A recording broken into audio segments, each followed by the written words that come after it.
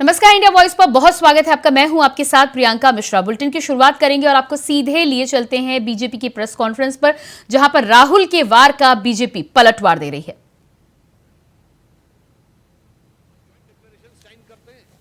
पाकिस्तान के साथ कि शांति वार्ता आतंकवाद से प्रभावित नहीं होगी और इवन बलूचिस्तान भी उसका हिस्सा हो जाता है। यानी इन वे हम ये मान रहे हैं, हमारी नीति बहुत स्पष्ट है। आपकी नीति थी कि शांति वार्ता आतंकवाद से प्रभावित नहीं होगी, मोदी जी की नीति है शांति वार्ता आतंकवाद के साथ शुरू ही नहीं होगी।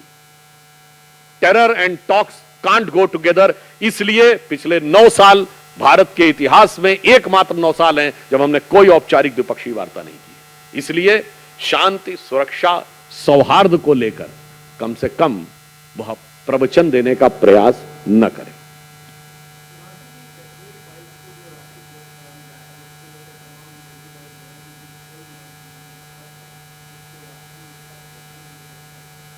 देखिए, ये जूरी का निर्णय है और मुझे लगता है जो लोग कला, अभिव्यक्ति, स्वतंत्रता ये सारी बातें करते हैं तो उनको कलाकारों के जो जजेस थे उनके बारे में टिप्पणी करने से बचना चाहिए। और दूसरी भी चीज का यथार्थ दिखाया जाता है तो इसमें नफरत कैसी? ये बताइए, ये अत्याचार करने वालों के साथ कौन अपने को जोड़ रहा है जो नफरत उसके मन में आती है? शिंडलर्स लिस्ट हॉलीवुड की बड़ी फेमस फिल्म है जो ज्यूइश होलोकॉस्ट पे बनी थी, उसको ऑस्कर अवार्ड भी मिले, तो किसी ने तो नहीं कहा कि वो जर्मन और ज्यूज के बीच में नफरत पैदा कर रही है। यही परिस्थिति है।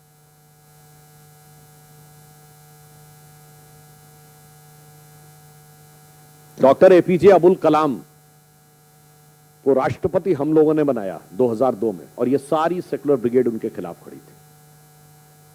आज भी बताइए, डॉक्टर कलाम मेमोरियल में कितने इन सेकुलरिज्म के सूरमाओं की आपने फोटो देखी है? जाकर सोशल मीडिया पर चेक करिएगा। 15 अगस्त 47 को पहली शहनाई लाल किले पर उस्ताद बिस्मिल्लाह खान ने बजाई थी और उन्हें भारत रत्न 2001 में मिला। 50 साल के कांग्रेस के राज में नहीं मिला। इसलिए अच्छा और सच्चा मुसलमान इन्हें अच्छा नहीं लगता है। ये केवल मुस्लिम समाज को अपराधियों और आतंकवादियों से जोड़कर भारत का ही नुकसान नहीं करते हैं, उस समाज का भी नुकसान करते हैं।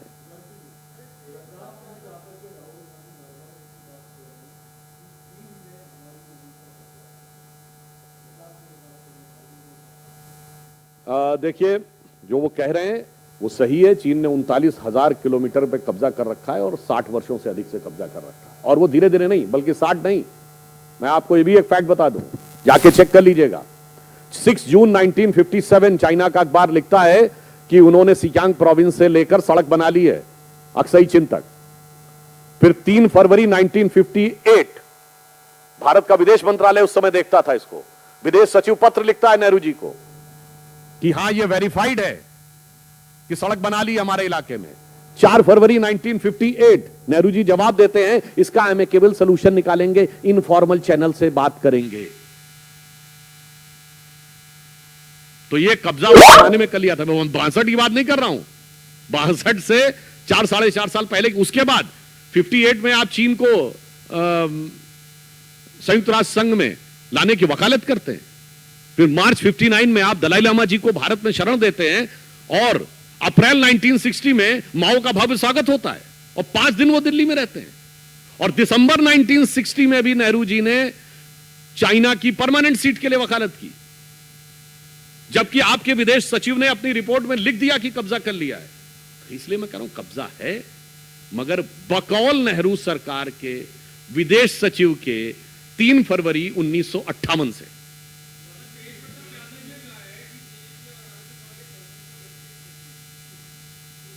मुझे लगता है कि वो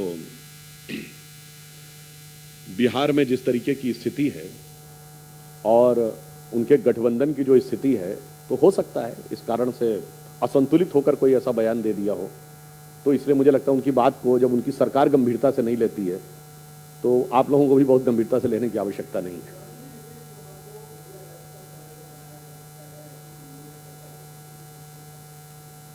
जनाब, सारी समस्या तो वहां यही है, किसी को मोदी जी से नहीं लड़ना है, किसी को भारतीय जनता पार्टी से नहीं लड़ना है, सबको आपस में लड़ना है। केवल इस बात की जद्दोजहद है कि विपक्ष का बड़का नेता कौन बन जाए। भारत का नेता तो बनने की कोई समस्या नहीं है, इसलिए ये पहले तो तथाकथित INDA अलायंस का अंदरूनी मामला है। और वैसे बेंगलुरु में प्रेस कॉन्फ्रेंस अटेंड किए बगैर चले आए थे, और जब वो दिल्ली आए तो अटल जी की समाधि पर श्रद्धा सुमन अर्पित करके चले गए, और दिल्ली में बैठे हुए INDIA के नेता कारवां गुजर गया गुबार देखते रहे और नीतीश कुमार जी का इंतजार देखते रहे। तो इसलिए ये उनका अंदरूनी मामला है, वो लोग अपने हिसाब से तय करेंगे। मगर ये सब कुछ है जद्दोजहद केवल विपक्ष में एक दूसरे को काटकर अपना कद बड़ा करने की।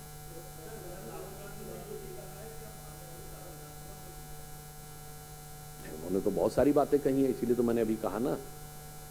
देखिए, सबको मालूम है जन्नत की हकीकत, लेकिन दिल को बहलाने को गालिब ख्याल अच्छा है।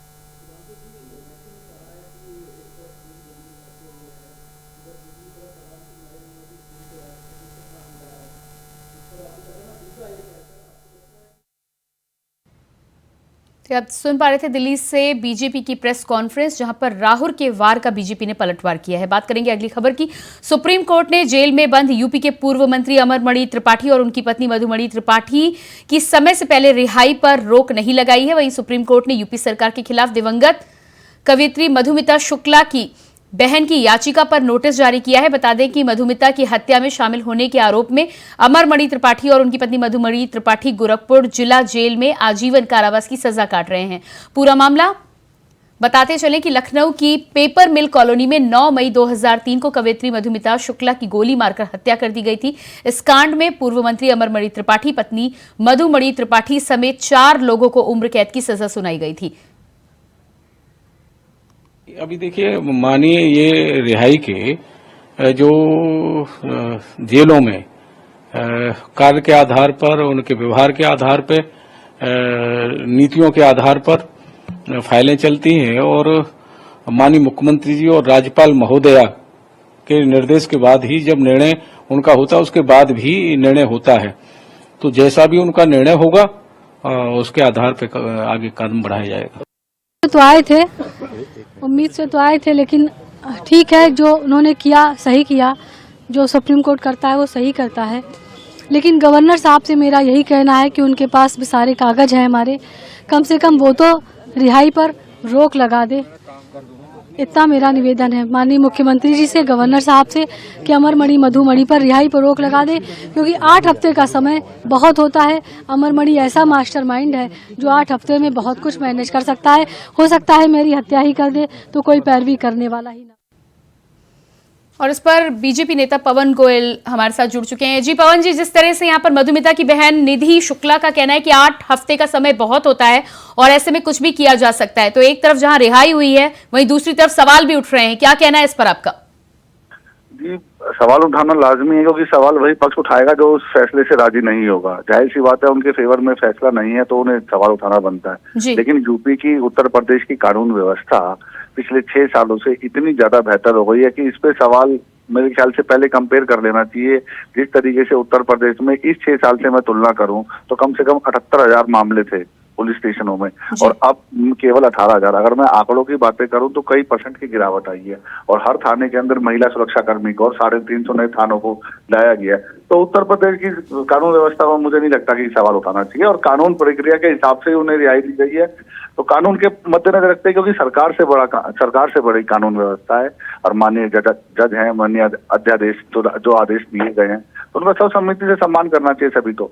जी बिल्कुल। तो यहाँ पर जिस तरह से सुप्रीम कोर्ट का फैसला आया है, कानून के तहत जो फैसला लिया गया है, लेकिन यहाँ पर दूसरे पक्ष की यदि हम बात करें, निधि शुक्ला की बात करें, उनकी मां की यदि बात करें, तो वो संतुष्ट नहीं नजर आ रही हैं। यदि इस पर आपसे पूछा जाए कि आगे क्या आपके द्वारा कोई मदद की जाएगी, क्या कोई कार्रवाई की जाएगी, तो बीजेपी का क्या स्टैंड है इस पर?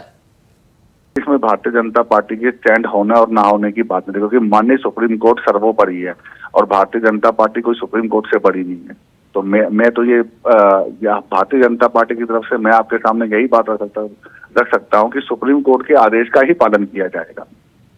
जी बिल्कुल। अमरमणि त्रिपाठी की यदि बात करें तो भारतीय जनता पार्टी से जुड़े रहे हैं, रिहाई के बाद बाहर आ रहे हैं, तो क्या लगता है आपको कि स्वागत होगा बीजेपी में? ये तो आने वाला समय बताएगा कि भारतीय जनता पार्टी में स्वागत होगा या नहीं होगा। इसके बारे में अभी टिप्पणी करना बेहतर नहीं होगा। यानी कि अभी आप संभावनाओं से इनकार नहीं कर रहे हैं? मैं संभावनाओं की बात ही नहीं कर रहा। तो पवन जी, क्या हम ये मान लें कि आगे आने वाले समय में जिस तरह से वो सजा काट के बाहर आए, क्या बीजेपी पूरी तरह से किनारा करेगी या आने वाले समय में उनका इस्तेमाल भी किया जा सकता है या कहीं ना कहीं उनको जगह दी जा सकती है पार्टी में? 8 हफ्ते का समय दिया गया है। पहले सुप्रीम कोर्ट के 8 हफ्ते के बाद ही देखा जाएगा कि भारतीय जनता पार्टी क्या स्टैंड लेगी। अभी तक तो वो बिल्कुल 8 हफ्ते का समय, तो उसको देखना भी तो बहुत जरूरी हो जाता है मेरे मद्देनजर में। कानूनी प्रक्रिया की यदि बात की जाए तो कानूनी प्रक्रिया को लेकर आप कह रहे हैं कि आप सुप्रीम कोर्ट के फैसले को मानते, कानून के फैसले को मानते हैं, पर उनकी बहन के लिए आप क्या कहना चाहेंगे? जाहिर सी बात है, अगर आप पारिवारिक नजरिए से देखेंगे तो उनकी बहन तो संतुष्ट होंगी ही नहीं, क्योंकि उनकी बहन, उनकी नजरों में तो वो हत्यारे ही हैं। तो फिर एक मर्डर को तो वो चाहेंगे कि हमेशा या तो फांसी पर लटका दिया जाए या उसको परमानेंट जेल में रखा जाए। तो अगर आप पारिवारिक नजरिए से, वो उनका एंगल है सोचने का, लेकिन मैं इसको सुप्रीम कोर्ट के एंगल से देखना चाहूंगा। तो उनकी बहन के लिए आप क्या शब्द देना, कोई सांत्वना देना चाहेंगे, कुछ शब्द कहना चाहेंगे? बिल्कुल सांत्वना देना चाहूंगा कि संभावना यही रहेगी कि ठीक है, उन्होंने अपने परिवार के सदस्य को खोया है, तो वो चीज अब उनको वापस तो ला नहीं सकते, लेकिन अब जो है कानून के हिसाब से ठीक है, उन्होंने 20 साल सजा भी काटी है। जी बिल्कुल। पवन जी, हमसे बातचीत करने के लिए आपका बहुत बहुत शुक्रिया। तो जिस तरह से यहाँ पर पवन गोयल जी ने कहा, आगे आने वाले समय में संभावनाओं से यहाँ बिल्कुल इनकार नहीं किया है, लेकिन कानून को सर्वोपरि माना है। साफ तौर पर उनका कहना है कि मधुमिता शुक्ला के यदि परिवार की बात की जाए तो परिवार के लिए ये फैसला जायज नहीं होगा, ये फैसला उनके लिए ठीक नहीं होगा, क्योंकि उनके हक में फैसला नहीं आया है। कहीं ना कहीं उनके हाथ निराशा जरूर लगी है, लेकिन इस पूरे फैसले में अभी 8 हफ्तों का इंतजार करना होगा, देखना ही होगा कि 8 हफ्तों में क्या कुछ निकलकर सामने आता है। लेकिन यहां पर जब हमने सवाल किया तो सवाल के माध्यम से यह साफ पता चल रहा है कि राजनीति में किसी भी संभावना से इनकार नहीं किया जा सकता। कल को एक बार फिर से यदि आगे नाम आता है तो उसकी भी संभावनाएं पूरी बनती हुई दिखाई दे रही हैं। आने वाला समय बताएगा कि किस तरह से यह फैसला निकलकर सामने आएगा और किस तरह से उत्तर प्रदेश की सियासत रंग बदलेगी।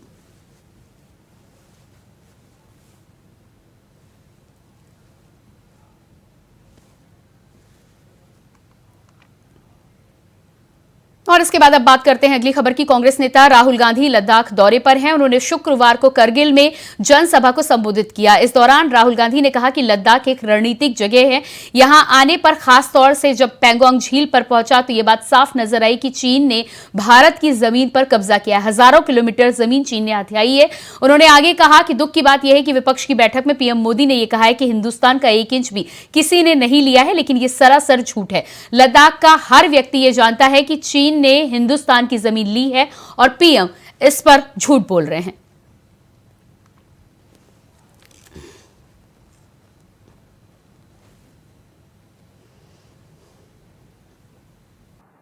कन्याकुमारी से हम कश्मीर तक चले थे। यात्रा को हमने भारत जोड़ो यात्रा नाम दिया था और हमारा लक्ष्य जो बीजेपी और आरएसएस देश में नफरत और हिंसा फैला रहे हैं, उसके खिलाफ खड़ा होना, देश में भाईचारा, मोहब्बत फैलाने की हमने कोशिश की। यात्रा का मैसेज था, बहुत अच्छा लगा जो यात्रा में से निकला था। नफरत के बाजार में हम मोहब्बत की दुकान खोलने निकले हैं। यात्रा श्रीनगर में नहीं रुकनी थी, यात्रा को लद्दाख में आना था, मगर उस समय सर्दी थी, बर्फ थी और एडमिनिस्ट्रेशन ने हमें मना किया, कहा कि लद्दाख में नहीं जाना चाहिए। तो हमने बात मान ली थी। तो मेरे दिल में था और अभी भी है कि लद्दाख में भी हमें वो यात्रा चलानी चाहिए। शायद छोटा सा पहला कदम लिया, पैदल नहीं गए, मगर मोटरसाइकिल में मैं गया। लद्दाख एक स्ट्रेटेजिक जगह है और यहां आने पर, खासतौर से जब मैं पैंगोंग लेक में था, तो एक बात बिल्कुल साफ है कि चाइना ने हिंदुस्तान की जमीन ली है। हजारों किलोमीटर जमीन हिंदुस्तान की चाइना ने हमसे छीनी है।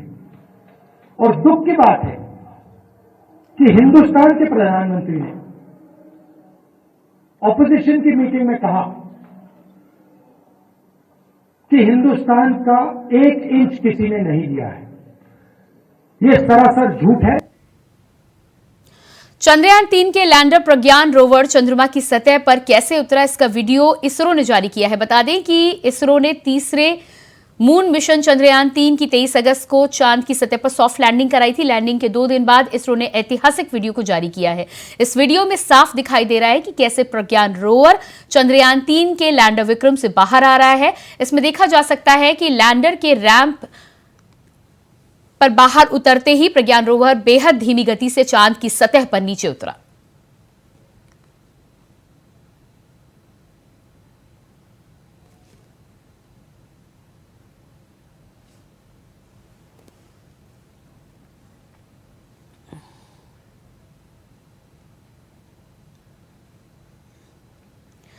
प्रधानमंत्री नरेंद्र मोदी ग्रीस के एक दिन के दौरे के लिए एथेंस पहुंचे हैं, जहां पर सड़कों पर बड़ी संख्या में प्रवासी भारतीयों ने उनका जोरदार स्वागत किया। भारतीय समुदाय ने ढोल नगाड़ों के साथ पीएम मोदी का स्वागत किया। पीएम मोदी ने लोगों से मुलाकात भी की। चलिए अब आपको 2 तस्वीरें दिखाते हैं, जिसमें पहली तस्वीर प्रधानमंत्री नरेंद्र मोदी के एयरपोर्ट पहुंचने की है, वहीं दूसरी तस्वीर में आप प्रधानमंत्री नरेंद्र मोदी को भारतीय समुदाय के लोगों से मुलाकात करते हुए देख पा रहे हैं।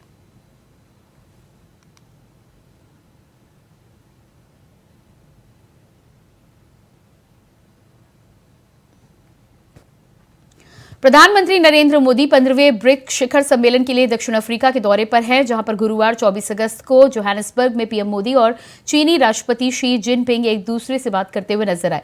दोनों नेताओं के बीच कोई औपचारिक बैठक नहीं हुई, बल्कि दोनों नेता चलते चलते एक दूसरे से बात करते नजर आए। तो वहीं विदेश सचिव विनय क्वात्रा ने बताया है कि ब्रिक्स से इतर पीएम मोदी ने चीनी राष्ट्रपति शी जिनपिंग से बातचीत की है।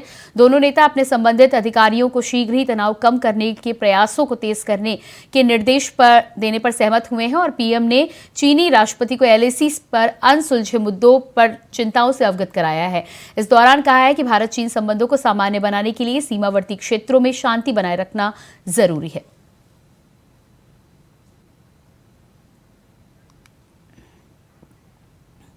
मुख्यमंत्री हेमंत सोरेन गुरुवार को ईडी के रांची जोनल ऑफिस में उपस्थित नहीं हुए। दिन के करीब 1:15 बजे उन्होंने मुख्यमंत्री आवास के कर्मचारी सूरज के जरिए एक पत्र ईडी के सहायक निदेशक को भेजा। इस पत्र के साथ उन्होंने ईडी को जानकारी दी कि उन्होंने समन के खिलाफ सुप्रीम कोर्ट में रिट पिटीशन दायर की है। सुप्रीम कोर्ट में फैसला आने तक मुख्यमंत्री ने ईडी से पूछताछ नहीं करने की बात की है। झारखंड बीजेपी के प्रदेश अध्यक्ष बाबूलाल मरांडी के खिलाफ रांची के पुलिस स्टेशन में आईपीसी की धारा 500, 504, 505(2) के तहत एफआईआर दर्ज की गई है। शिबू सोरेन और सीएम हेमंत सोरेन समेत सोरेन परिवार के खिलाफ अपमानजनक टिप्पणी करने के आरोप में यह एफआईआर 23 अगस्त को झामुमो नेता सोनू तिर्की की शिकायत पर दर्ज की गई।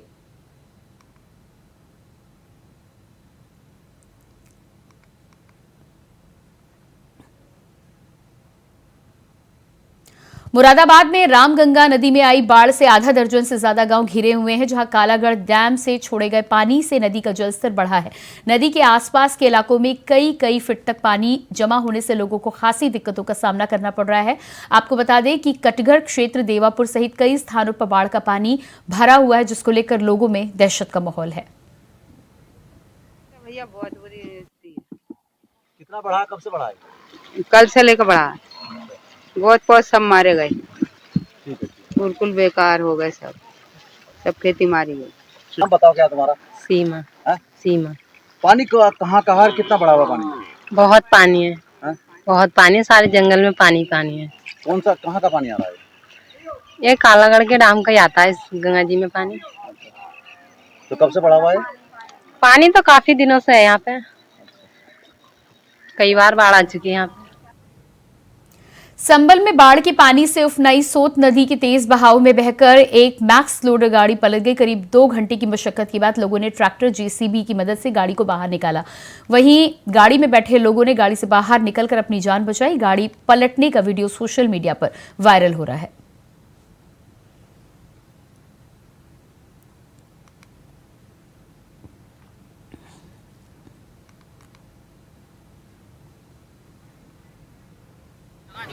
पेंट है, बॉल पेंट कितने का माल होगा?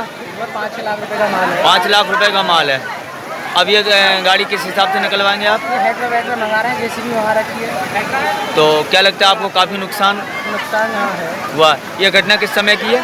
ये है 2 घंटे पहले की। 2 घंटा पहले की घटना है। अच्छा, कोई हताहत तो नहीं हुआ? किसी को चोट वगैरह नहीं आई? ऐसी कोई। और अब बात करेंगे बाढ़ से बिगड़े हालातों की। अपनी टीवी स्क्रीन पर आप 2 तस्वीरें भी देखेंगे, जिसमें पहली तस्वीर मुरादाबाद की है तो वहीं दूसरी तस्वीर संभल से सामने आ रही है, जहां बाढ़ बारिश का कहर देखने को मिल रहा है। ये दोनों ही तस्वीरें आप देख पा रहे हैं किस तरह से बाढ़ की वजह से लगातार आए दिन घटनाएं होती रहती है। कहीं गाड़ी पलटती है तो कहीं लोगों को आवाजाही में दिक्कतों का सामना करना पड़ रहा है।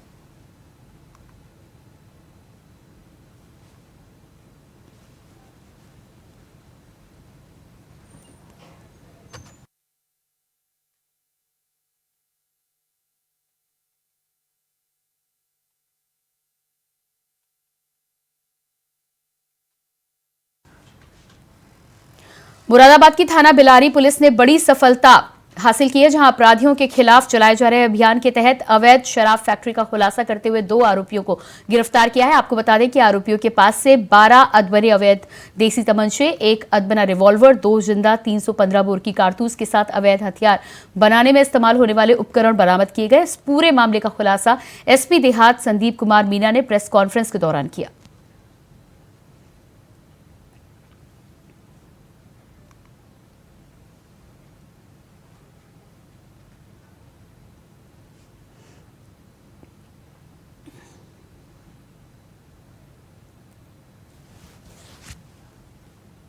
अयोध्या में पीएसी के जवान की संदिग्ध परिस्थितियों में मौत हो गई, जहां खुद की राइफल से गोली लगी है। आपको बता दें कि यह हादसा आत्महत्या का है या हत्या का, ये बाद में पता चलेगा। पुलिस मामले की जांच में जुट गई है।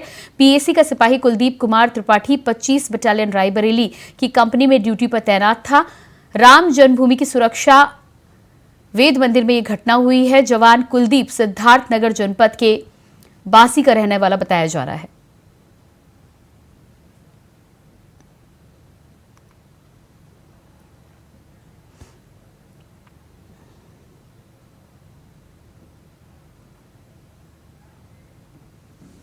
आगरा में केंद्रीय मंत्री एसपी सिंह बघेल का डांस करते हुए वीडियो वायरल हो रहा है, जहां पत्नी और क्लब की महिलाओं के साथ केंद्रीय मंत्री डांस करते हुए नजर आ रहे हैं।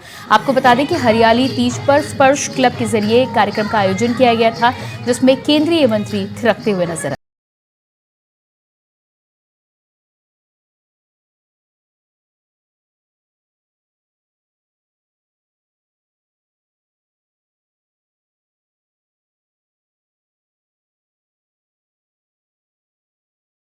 तस्वीरें बताया जा रहा है कि स्पर्श क्लब के द्वारा हरियाली तीज के इस कार्यक्रम का आयोजन किया गया था, जहां पर केंद्रीय मंत्री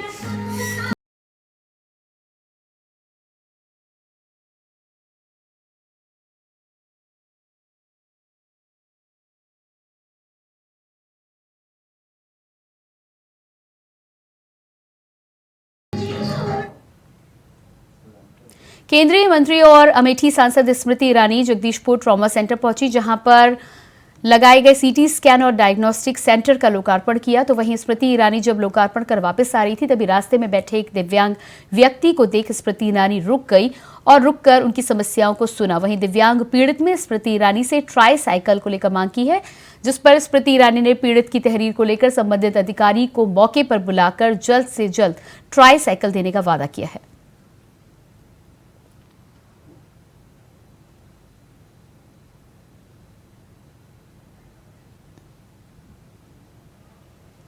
और इसी के साथ फिलहाल इस बुलेटिन में इतना ही। खबरों के लिए बने रहिए इंडिया वॉइस के साथ। नमस्कार।